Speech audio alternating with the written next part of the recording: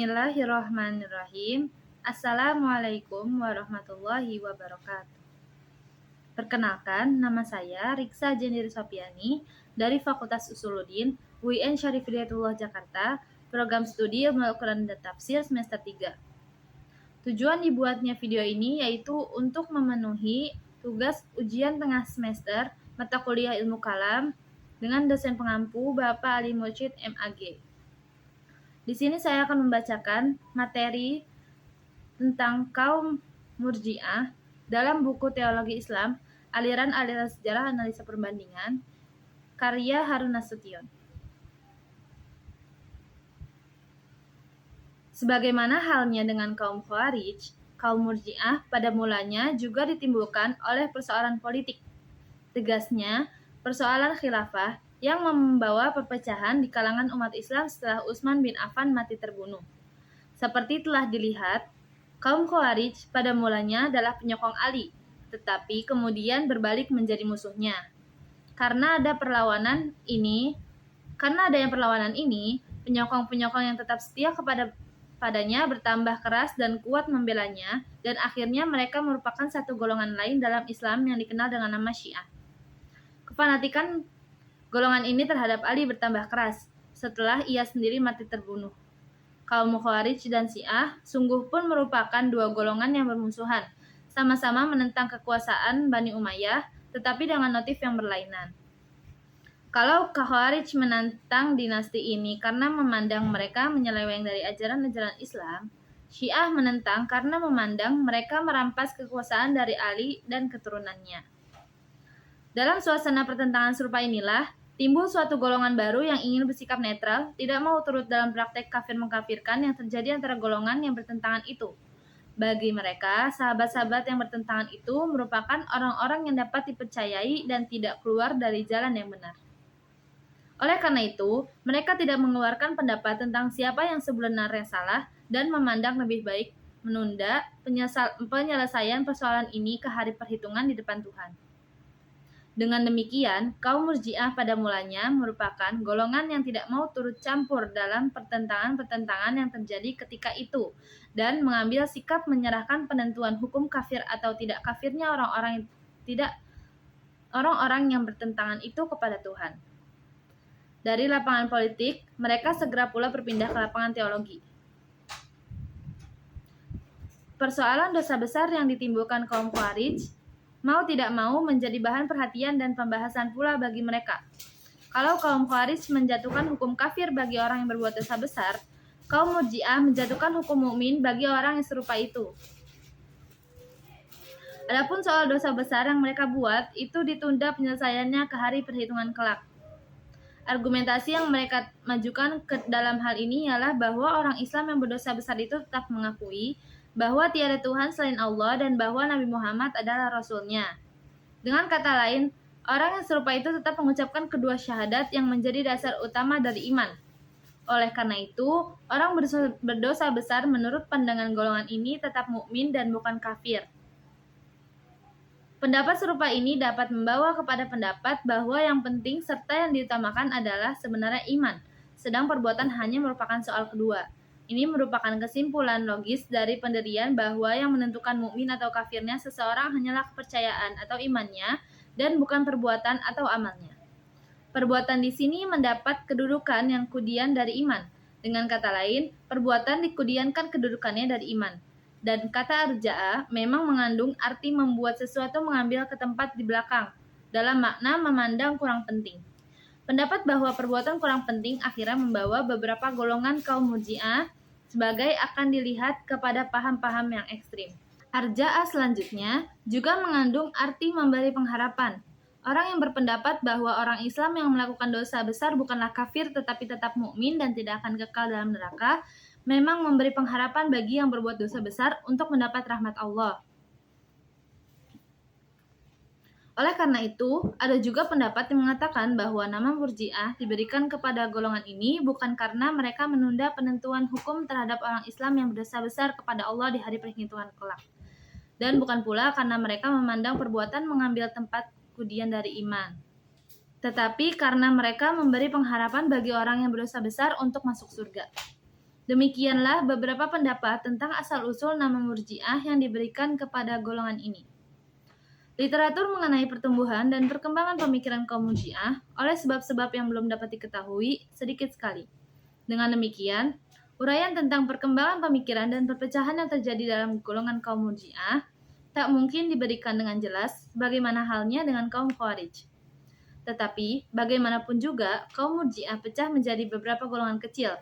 Berlainan dengan kaum Khawarij yang menekankan pemikiran pada masalah siapa dari orang Islam yang sudah menjadi kafir, yaitu siapa yang telah keluar dari Islam, kaum Murji'ah menekankan pemikiran pada hal yang sebaliknya, yaitu siapa yang masih mukmin dan tidak keluar dari Islam. Tetapi itu tidaklah berarti bahwa mereka hanya membahas soal iman. Di samping ini, mereka juga membahas soal Jabariyah atau fatalisme dan soal Qadariyah atau free will.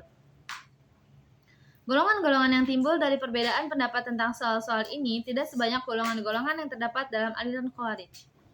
Pada umumnya, kaum Murji'ah dapat dibagi dalam dua golongan besar, golongan moderat dan golongan ekstrim. Golongan moderat berpendapat bahwa orang yang berdosa besar bukanlah kafir dan tidak kekal dalam neraka, tetapi akan dihukum dalam neraka sesuai dengan besarnya dosa yang dilakukannya, dan ada kemungkinan bahwa Tuhan akan mengampuni dosanya dan oleh karena itu tidak akan masuk neraka sama sekali. Dalam golongan Murji'ah moderat ini termasuk Al-Hasan ibnu Muhammad bin Ali bin Abi Thalib, Abu Hanifah, Abu Yusuf, dan beberapa ahli hadis. Jadi, bagi golongan ini, orang Islam yang berdosa besar masih tetap mukmin. Dalam hubungan ini, Abu Hanifah memberi definisi iman sebagai berikut. Iman ialah pengetahuan dan pengakuan tentang Tuhan, tentang Rasul-Rasulnya, dan tentang segala apa yang datang dari Tuhan dalam keseluruhan dan tidak dalam perincian. Definisi yang diberikan Abu Hanifah ini menggambarkan bahwa semua iman, atau dengan kata lain, iman semua orang Islam sama.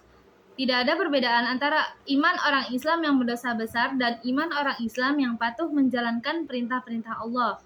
Ini boleh pula membawa kepada kesimpulan bahwa Abu Hanifah juga berpendapat perbuatan kurang penting diperbandingkan dengan iman.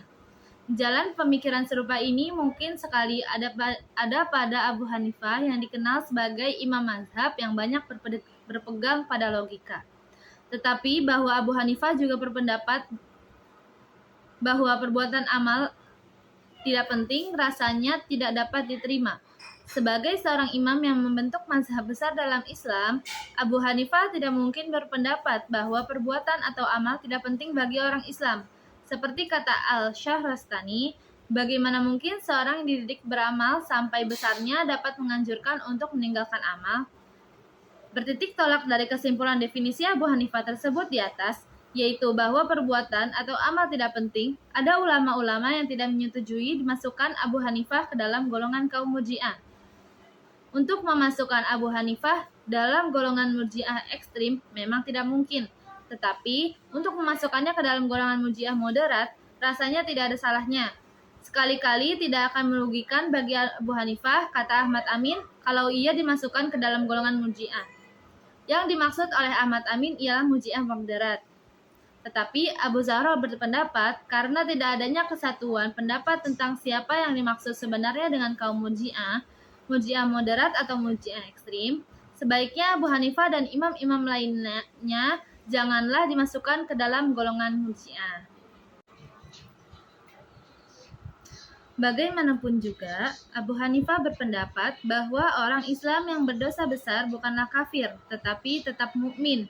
Kaum Murji'ah lah yang pertama sekali mengeluarkan pendapat yang sedemikian. Di antara golongan ekstrim yang dimaksud ialah Al-Jahmiyah, pengikut-pengikut Jahm bin Safwan. Menurut golongan ini, orang Islam yang percaya pada Tuhan dan kemudian menyatakan kekufuran secara lisan tidaklah menjadi kafir, karena iman dan kufur tempatnya hanyalah dalam hati, bukan dalam bagian lain dari tubuh manusia. Bahkan orang demikian juga tidak menjadi kafir, sungguh pun ia menyembah berhala, menjalankan ajaran-ajaran agama Yahudi atau agama Kristen dengan menyembah salib, menyatakan percaya kepada Trinity dan kemudian mati. Orang yang demikian bagi Allah tetap merupakan seorang mukmin yang sempurna imannya. Bagi Al-Solihiyah, pengikut-pengikut Abu Al-Hasan Al-Solihi, iman adalah mengetahui Tuhan dan kufur adalah tidak tahu pada Tuhan. Dalam pengertian mereka, sembahyang tidaklah merupakan ibadah kepada Allah, karena yang disebut ibadah ialah iman kepadanya dalam arti mengetahui Tuhan. Lebih lanjut, Al-Baghdadi menerangkan bahwa dalam pendapat Al-Solihiyah, sembahyang, zakat, puasa, dan haji hanya menggambarkan kepatuhan dan tidak merupakan ibadah kepada Allah. Yang disebut ibadah hanyalah iman. Karena dalam pengertian kaum Murji'ah yang disebut iman hanyalah mengetahui Tuhan, golongan Al-Yunusiyah mengambil kesimpulan bahwa melakukan maksiat atau pekerjaan-pekerjaan jahat tidaklah merusak iman seseorang. Golongan Al-Ubaidiyah berpendapat demikian pula. Tegasnya, jika seorang mati dalam iman, dosa-dosa dan perbuatan-perbuatan jahat yang dikerjakannya tidak akan merugikan bagi yang bersangkutan. Karena itu pula lah, maka Muqatil bin Sulaiman mengatakan bahwa perbuatan jahat, banyak atau sedikit, tidak merusakkan iman seseorang. Dan sebaliknya pula, perbuatan baik tidak akan mengubah kedudukan seorang musyrik atau politeis. Selanjutnya, menurut Al-Khosaniyah, jika seseorang mengatakan, saya tahu bahwa Tuhan melarang makan babi, tetapi saya tak tahu apakah babi yang diharamkan itu adalah kambing ini. Orang yang demikian tetap mukmin dan bukan kafir. Dan jika seseorang mengatakan, saya tahu Tuhan mewajibkan naik haji ke Ka'bah, tetapi saya tak tahu apakah Ka'bah di India atau di tempat lain. Orang demikian juga tetap mukmin.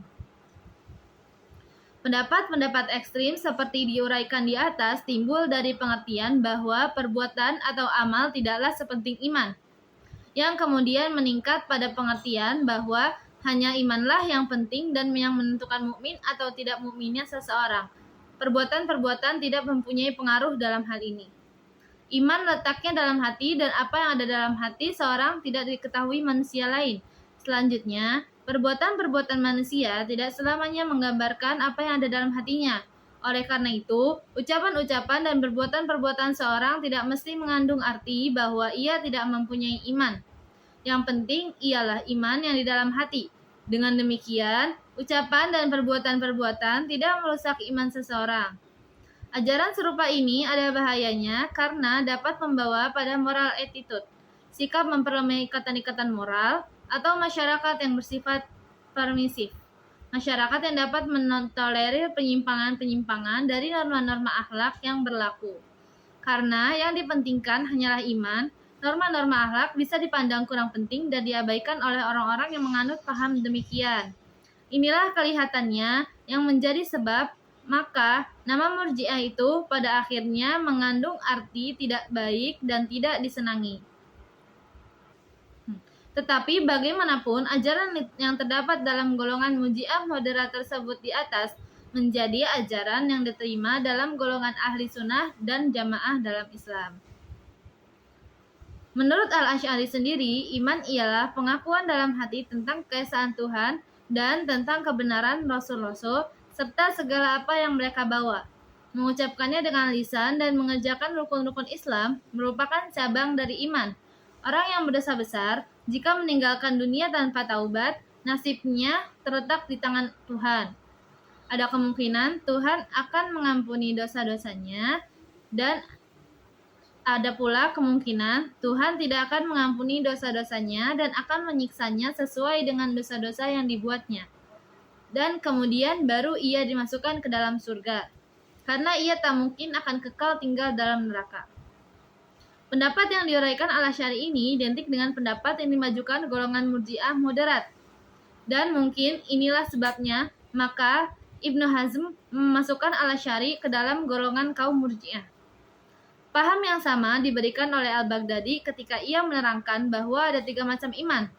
Iman yang membuat orang keluar dari golongan kafir dan tidak kekal dalam neraka, yaitu mengetahui Tuhan, kitab, rasul-rasul, kadar baik dan buruk, sifat-sifat Tuhan dan segala keyakinan-keyakinan lain yang diakui dalam syariat. Kemudian, iman yang mewajibkan adanya keadilan dan yang melenyapkan nama fasik dari seseorang, serta yang melepaskannya dari neraka, yaitu mengerjakan segala yang wajib dan menjauhi segala dosa besar. Ada pula iman yang membuat seseorang memperoleh prioritas untuk langsung masuk surga tanpa perhitungan, yaitu mengerjakan segala yang wajib serta yang sunnah dan menjauhi segala dosa. Ringkasannya, menurut uraian di atas, Orang yang berdosa besar bukanlah kafir dan tidak kekal dalam neraka. Orang demikian adalah mukmin dan akhirnya akan masuk surga. Kalau yang di atas merupakan pendapat dari ahli sunnah golongan Asy'ariyah, maka dari ahli sunnah golongan Maturidiyah, Al-Bazdawi memberikan uraian sebagai berikut. Iman adalah kepercayaan dalam hati yang dinyatakan dengan lisan. Kepatuhan pada perintah-perintah Tuhan merupakan akibat dari kepercayaan atau iman. Orang yang meninggalkan kepatuhan kepada Tuhan bukanlah kafir.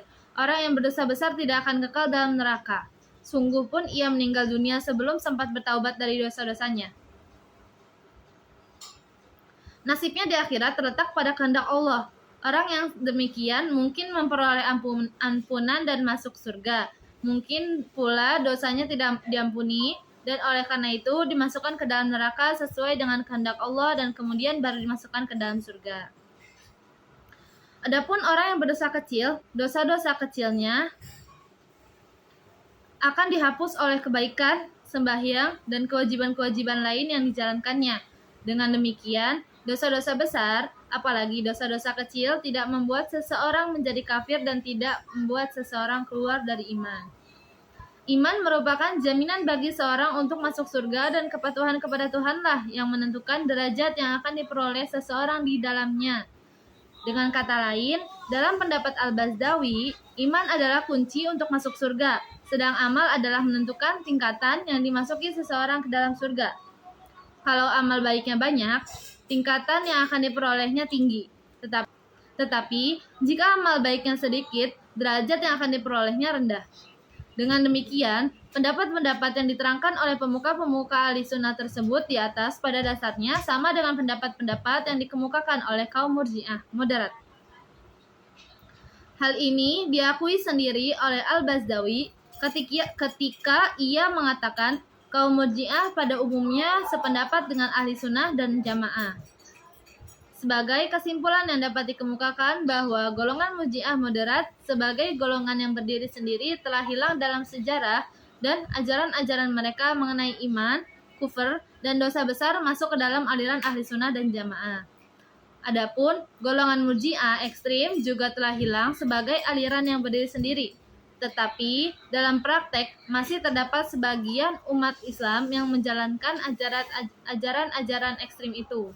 Mungkin dengan tidak sadar bahwa mereka sebenarnya dalam hal ini mengikuti ajaran-ajaran golongan Murji'ah ekstrim. Jadi, Murji'ah adalah aliran yang awalnya netral dalam politik, lalu berkembang menjadi aliran teologi yang berfokus pada isu dosa besar. Inti ajaran mereka adalah pelaku dosa besar tetap mukmin, beriman, dan tidak kafir. Ajaran mereka yang moderat, iman penting, tapi amal tetap berpengaruh pada hukuman diserap menjadi ajaran Sunni, ahli sunnah. Ajaran mereka yang ekstrim, iman segalanya, amal tidak ada artinya, dianggap berbahaya dan ditolak, meskipun sisa-sisa pemikirannya masih ada di masyarakat. Cukup sekian yang bisa saya sampaikan, kurang lebihnya mohon maaf. Wassalamualaikum warahmatullahi wabarakatuh.